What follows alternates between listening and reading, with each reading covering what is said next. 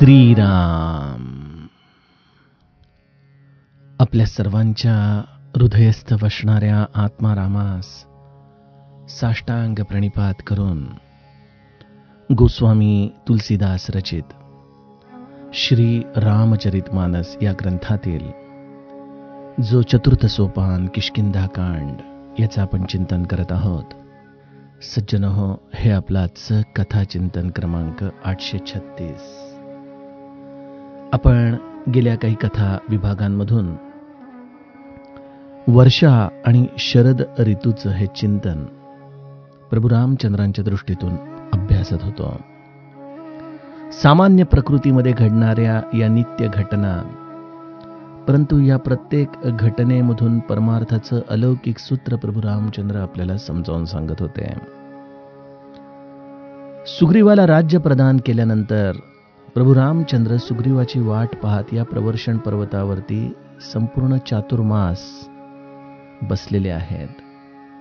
अंगावरती पावसाचे थेंब झेलत आहेत, शरद ऋतूचा गारवा झेलत आहेत. सुग्रीवाची ते वाट देखील पाहत आहेत.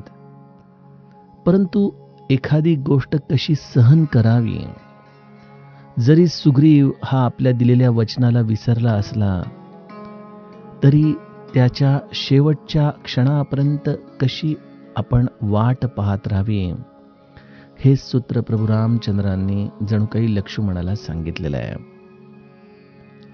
प्रभू रामचंद्रांनी यातील प्रत्येक गोष्ट स्वतः आचरण करून दाखवली. ज्याप्रमाणे वर्षा ऋतूचे थेंब पर्वतराशींवरती पडतात, परंतु पर्वतराशी अचल राहून ते सहन करतात, त्याप्रमाणे जसं एखाद्या निंदकाचे वचन संत सहन करतात, तशी प्रभू रामचंद्रांची देखील ही तितिक्षा आहे. आपल्या सख्याला दिलेलं हे राज्य आणि त्या सुखामध्ये हरवलेला हा सुग्रीव, त्याची वाट पाहत हा चातुर्मास आता संपत आलेला आहे. आजपासून आपण पुन्हा एकदा कथा विभागामध्ये प्रवेश करणार आहोत. प्रभू रामचंद्र जे या प्रवर्षण पर्वतावरती सुग्रीवाची वाट पाहत होते, ते आज लक्ष्मणाला कशा पद्धतीने सुग्रीवाला दिलेल्या वचनांची आठवण करून देण्यासाठी पाठवणार आहेत, त्याचं चिंतन गोस्वामीजी आम्हाला या दोह्यात सांगणार आहेत. गोस्वामीजी गाऊ लागतात. बरसागत निर्मल ऋतु आई, सुधिन तात सीता कै पाई. एक बार कैसे हूँ सुधि जानो, कालहु जीती निमिष महुआनो. कतहु रहूं जो जीवती होई, तात जतन करी आनऊ सोई. सुग्रीवहु सुधि मोरी बिसारी, पावा राज कौस पूरनारी. जेहि सायक मारा मैं बाली, तेहि सरहतो मूढ़ कह काली. जासु कृपा छूटहि मद मोहा, ताकहु माँ की सपने कोहा. जानहि यह चरित्र मुनि ज्ञानी, जिन्ह रघुबीर चरण रतिमानी. लक्ष्मण क्रोधवंत प्रभु जाना, धनुष चढ़ाई गहे करबाना. तब अनुजहि समुझावा, रघुपति करुणासी. भय दिखाई लय आवहूँ, तात सखा सुग्रीव सियावर रामचंद्र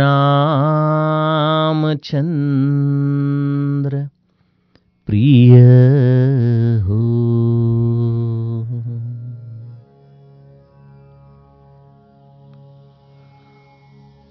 सज्जनो, समर्थांनी श्रीमद दासबोधात आत्मज्ञानी संताची बाह्यांगावरून नेमकी लक्षणं ती काय, अशी पृच्छा वारंवार केलेली आहे.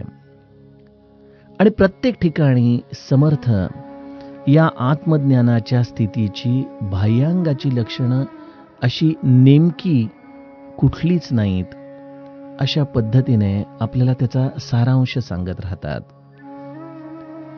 आत्मज्ञानी संत हा आपल्या स्वरूपी निमग्न आहे. अशा या स्वरूपाची निमग्नता बाह्यांगाच्या कुठल्या अवस्थेवरून आपल्याला कळणार,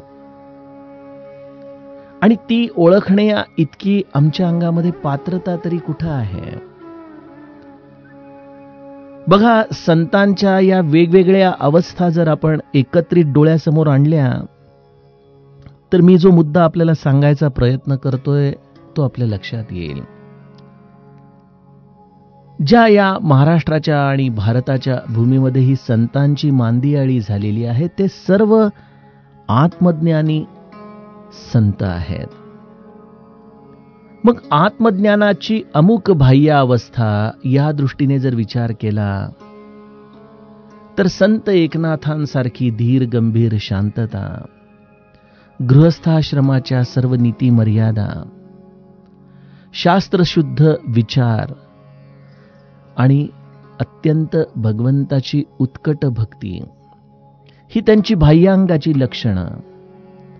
हा जर विचार केला आणि त्याची थेट तुलना तत्पश्चात आलेल्या जगद्गुरु संत तुकाराम महाराजांशी करायचा प्रयत्न केला, तर तुकाराम महाराज देखील भगवंताच्या उत्कट भक्तीमध्ये आहेत, परंतु त्यांची बाह्य लक्षणं ही संत एकनाथांपेक्षा खूप वेगळी आहेत.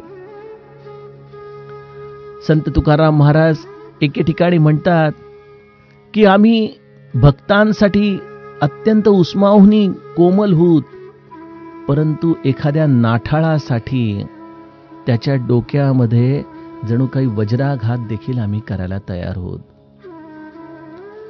संत तुकाराम महाराजांचं देखील बऱ्याचदा बोलणं हे अत्यंत तिखट आणि अत्यंत थेट असायचं.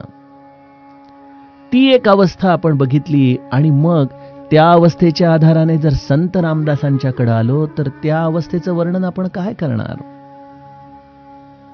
बोहल्यावरून पळालेले, आपल्या देहाला अनंत प्रकाराने कष्ट देऊन टाकळीमध्ये गायत्रीचं पुरश्चरण, प्रभू रामचंद्रांची कृपा प्राप्त असे समर्थ रामदास एका लंगोटीवरती, आणि त्यांच्या देखील असलेल्या या सर्व बाह्यांगाच्या स्थिती या गृहस्थाश्रमापेक्षा पूर्णपणे वेगळ्या. किती संतांची उदाहरणं सांगायची, आणि त्याही मध्ये विशेषत्वाने जेव्हा श्री महाराजांचे गुरु तुकामाईंच्या जवळ येतो, तेव्हा आत्मज्ञान या अवस्थेचं आपल्याला किती विस्तार झालेला दिसतो. कधी चिखलात लोळावं, तर कधी मुलांच्या मागं धावावं, हातामध्ये एक कुत्र्याचं पिल्लू असावं, कधी चिलीम, तर कधी कोणाच्या मळ्यामध्ये बसलेले. अशी ही देहाच्या बाह्यांगावरून या आत्मज्ञानाची अवस्था कशी बरं ओळखायची? आणि त्यामुळे श्री महाराज एका वाक्यामध्ये म्हणायचे की कोणाच्याही बाह्यांगावरून आपण त्याचा परमार्थ ओळखायला जाऊ नये. हे वाक्य किती सत्य आहे. कोणाची काय अवस्था आहे, कोण कुठल्या स्थितीमध्ये आहे,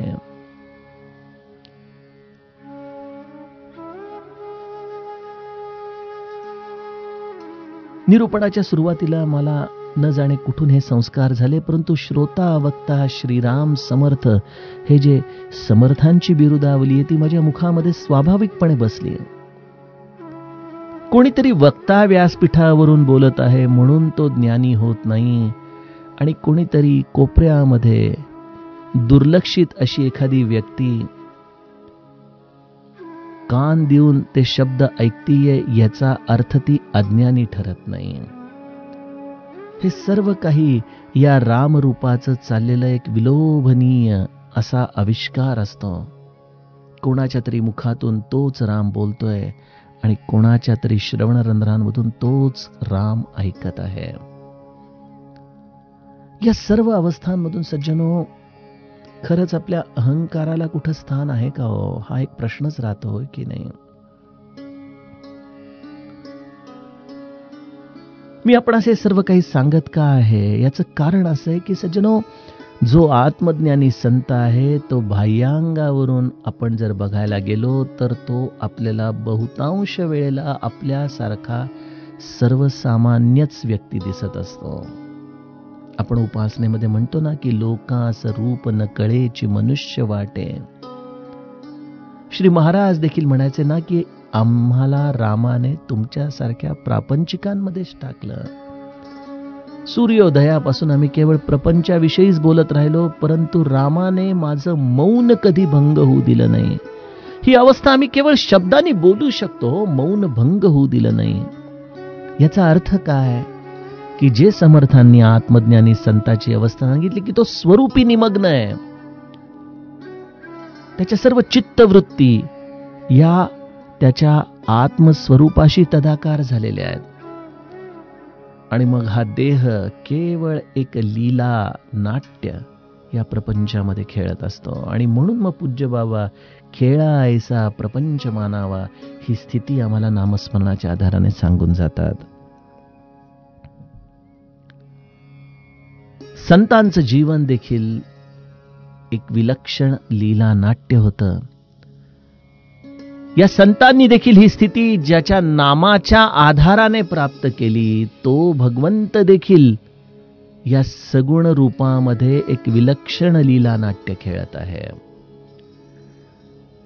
आणि या लीला नाट्यामध्ये वेगवेगळ्या प्रकारचे असलेले हे मनाचे रंग हा निर्गुण निराकार स्वतःवरती क्षणभर लावून घेतो, त्या रंगांच्या आधाराने वर्तन करतो आणि पुन्हा आपल्या अवघा रंग एक झाला अशा निर्गुण निराकार स्थितीमध्ये राहत असतो. बघा, रामाचे किती रंग आपल्याला या रामायणामध्ये दिसतात. जो छोटासा राम आहे त्याच्या या बाललीलांमध्ये असलेली निरागसतेचा रंग आपल्याला दिसतो. तरुणपणामध्ये मिथिला नगरीमध्ये सीताजींच्या या पुष्पवाटिका प्रसंगामध्ये प्रीतीचा एक अत्यंत सुंदर रंग प्रभू रामचंद्रांमध्ये आपल्याला दिसतो. परशुरामांच्या बरोबर संवाद करताना एक निग्रही दृढनिश्चयी राम त्या रंगाच्या आधाराने आपल्याला दिसतो. जेव्हा अयोध्येमध्ये आपली आई, आपले वडील वनवासाची आपल्याला आज्ञा देतात, त्यावेळेला स्थितप्रज्ञतेचा तो राम हृदयामध्ये कुठेतरी घर करून जातो. चित्रकूट पर्वतावरती भिल्ल, कोळी, किरात, साधू, संत यांच्या मेळाव्यामध्ये हातामध्ये बाण घेऊन फिरवत फिरवत स्मित हास्य करत तिरक्या नजरेने या साधू संतांवरती कटाक्ष टाकणारा करुणारूपी रंग रामाच्या आपल्याला चरित्रामध्ये दिसतो. भरताच्या अतीव प्रेमाने कावरा बावरा झालेला राम आपल्याला चित्रकूटावरती दिसतो.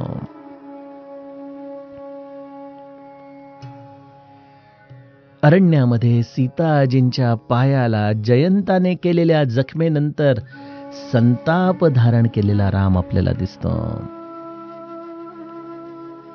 साधू संतांच्या स्तुतीमध्ये कृतज्ञ झालेला राम त्या रंगामध्ये आपल्याला दिसतो. अहो, किती रामाचे रंग सांगू.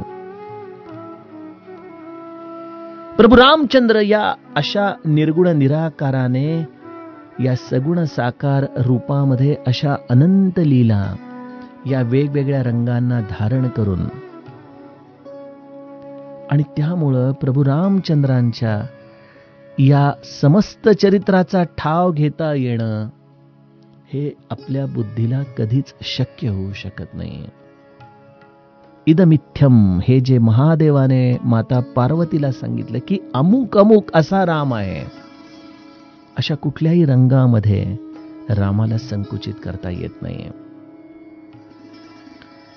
आज या आत्मज्ञानी संतांची जशी प्रपंचामधली लीला नाट्य आपण अभ्यासली, पाहिली, ऐकली, तसाच माझा रामराया एका अज्ञानाच्या भूमिकेमध्ये बघा, इतका वेळ जो माझा राम या प्रवर्षण पर्वतावरून इतकं सुंदर उद्बोधन लक्ष्मणाला करतोय, एवढी सुंदर परमार्थाची सूत्र सांगतोय, तोच माझा राम क्षणामध्ये एका सामान्य जीवाच्या पातळीवरती येऊन अज्ञानाच्या भूमिकेमधून लक्ष्मणाशी संवाद साधतोय आणि लक्ष्मणाला म्हणतोय की लक्ष्मणा, बर्षा गत निर्मल ऋतू आई, सुदिन तात सीता काय पायी.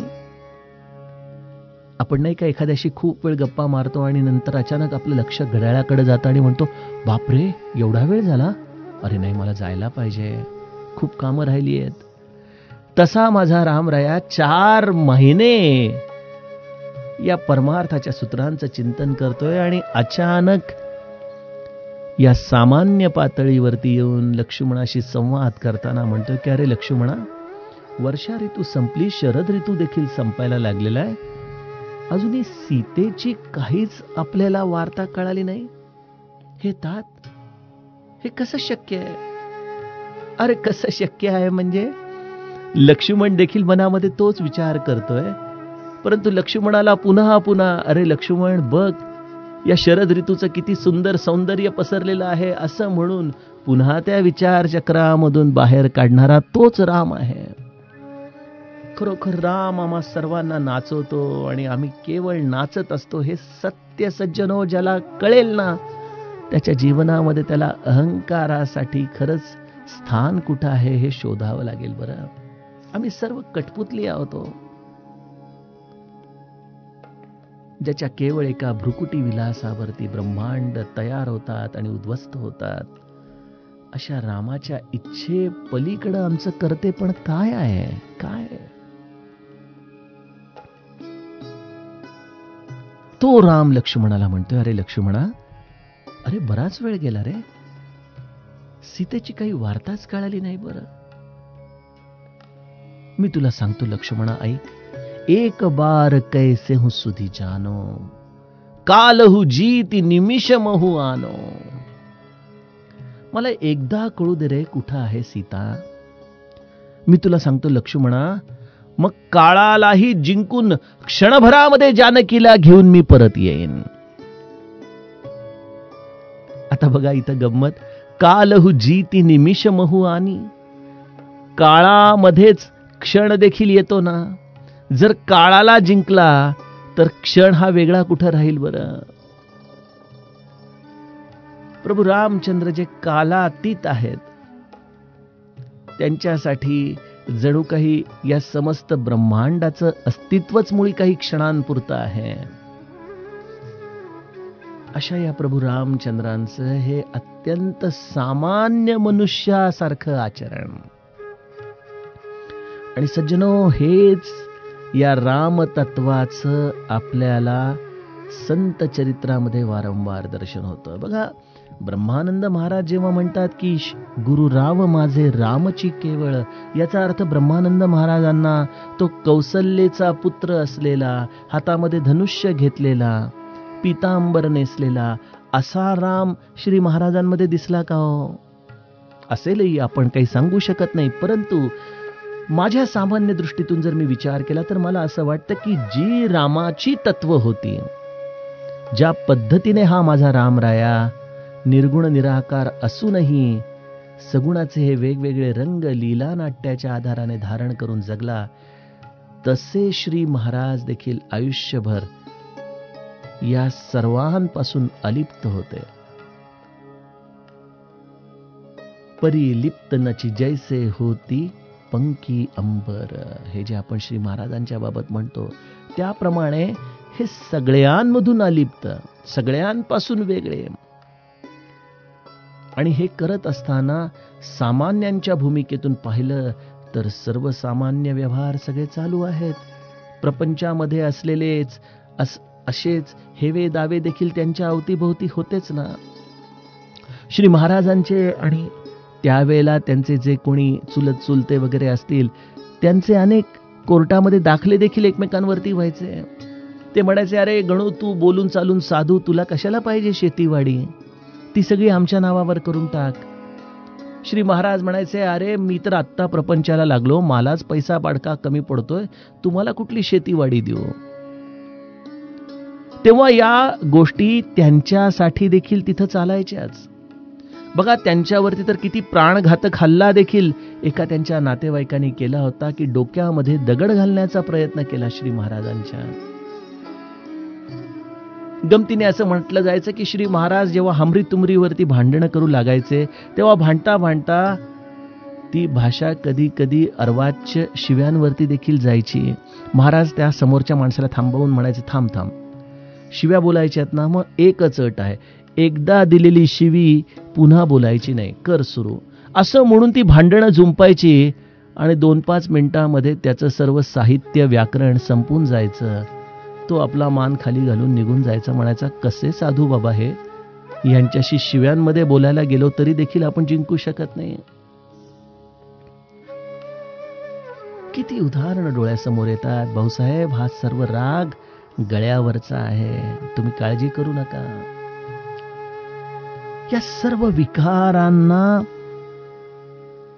आपल्या पायाशी ठेवून व्यवहारामध्ये जो विकार जेव्हा धारण करायची गरज पडेल त्या वेळेला धारण करून क्षणामध्ये त्याच्यापासून अलिप्त होणारं हे रामतत्व ब्रह्मानंदांनी पाहिलं.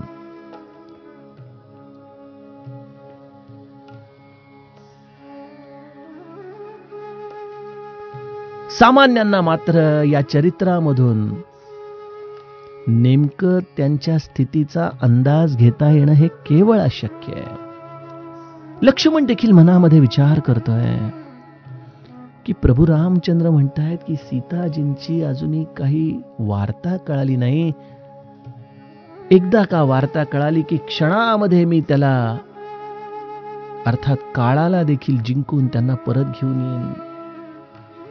मला असं म्हणायचे लक्ष्मणा की सीताजींची वार्ता त्या कुठेही असोत, परंतु माझी केवळ एकच अपेक्षा आहे, कतौ रहूं जो जीवती होई, तात जतन करी आनऊ सोई. त्या कुठेही जरी असल्या ना तरी त्या जिवंत असाव्यात, आणि जर त्या जिवंत असतील ना तर मी मग वाटेल तो प्रयत्न करीन आणि तिला अवश्य घेऊन येईन. आता बघा, अरण्यकांडामध्ये जेव्हा लक्ष्मण काही कामासाठी पर्णकुटीतून बाहेर गेलाय तेव्हा हे सर्व नाट्य कोणी रचलं?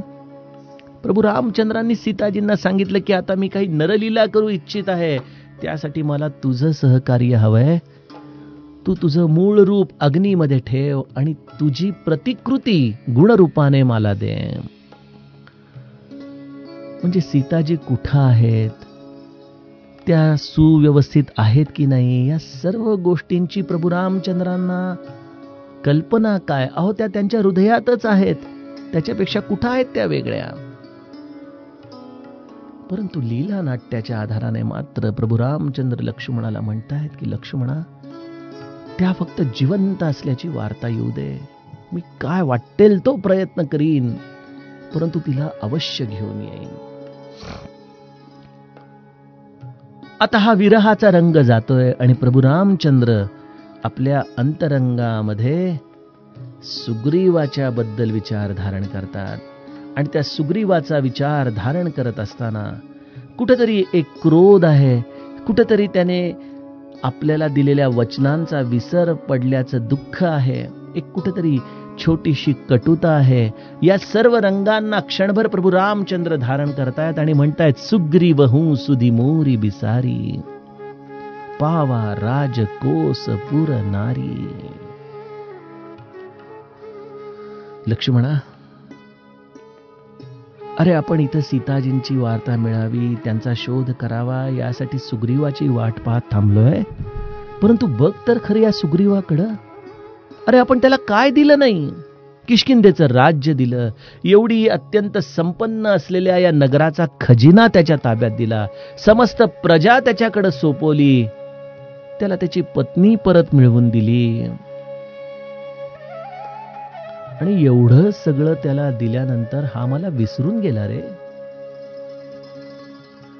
बघा, इथं जीवाची दोन अंग आपल्याला लक्ष्मण आणि सुग्रीवाच्या रूपाने दिसतात. लक्ष्मण देखील जीवाचाच प्रतिनिधित्व करतो, परंतु तो जीव जो शिवाच्या अत्यंत निकट आहे, म्हणजे तुर्यातीत आणि तुर्या या सीमारेषेपर्यंत पोहोचलेल्या या जीवाची ही अवस्था आहे.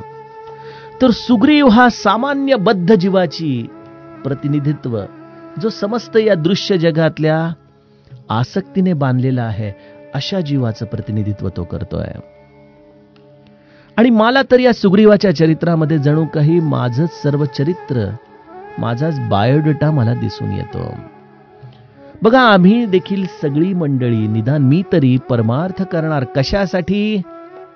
पैसा अडका मिळावा, मुलं बाळ चांगली मिळावीत, प्रपंच चांगला व्हावा, या एका इच्छेने आम्ही सर्वजण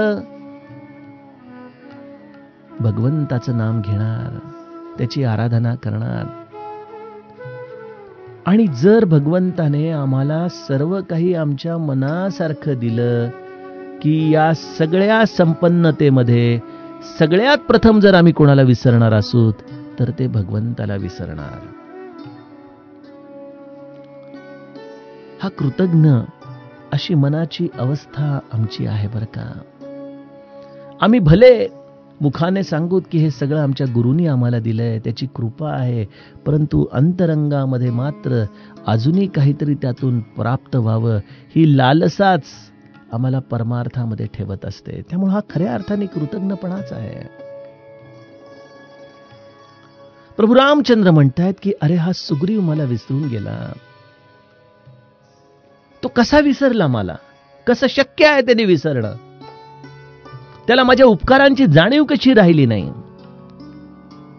प्रभू रामचंद्र लटका संताप आपल्या चेहऱ्यावरती धारण करतायत. आपली नाराजी जणू काही शब्दांमध्ये व्यक्त करतायत. आणि प्रभू रामचंद्र लक्ष्मणाच्या समोर आता आपल्या या क्रोधाचं एक उपाधी आपल्या या नाट्यामध्ये आणताना म्हणतात की जे हिस्सा एक मा राम बाली, ते ही सर हतो मूढ कह काली. ज्या बाणाने लक्ष्मणा मी वालीला मारलं, तो बाण माझ्याकडे अजूनही शाबूत आहे. मला असं वाटतंय की उद्याच मी सुग्रीवाला या बाणाच्या आधाराने त्याचा वध करतो, त्याला प्रायश्चित्त देतो. मला 4 महिने इथं या पर्वतावरती वाट पाहायला लावतोय, स्वतः मात्र या सर्व सुखामध्ये गढून गेलेला आहे. मला दिलेला वचन तो विसरून गेलेला आहे. आणि हे सगळं आपण जेव्हा पाहतो, ऐकतो, तेव्हा आपल्याला वाटतं की अरे बापरे, रामाला देखील संताप येतोय. तर म्हणजे हे देखील सगळं मनुष्य नाट्यच आहे. आणि सज्जनो, हेच समस्त रामायणाच्या बद्दल अज्ञानी लोकांचं मत आहे. कितीतरी लोक रामायण ऐकल्यानंतर म्हणतात मला नाही आवडत. काय, मला ना ते शेवटी तो राम त्या सीतेला सोडून देतो, ते काही पटत नाही बाबा. हे असं काही चरित्र कोणाचं कधी असतं का? या सगळ्या रामाविषयीच्या असलेल्या आपल्या बुद्धीच्या तर्कांच्या आधाराने आपण जणू काही आपलं अज्ञानच प्रगट करत असतो. राम कोण आहे? राम गुणातीत आहे. गुणाच्या आधाराने रामाचं मोजमाप करणं म्हणजे एखाद्या व्यक्तीच्या बाह्य कपड्यांच्या आधाराने त्याचं अवलोकन करण्यासारखं आहे.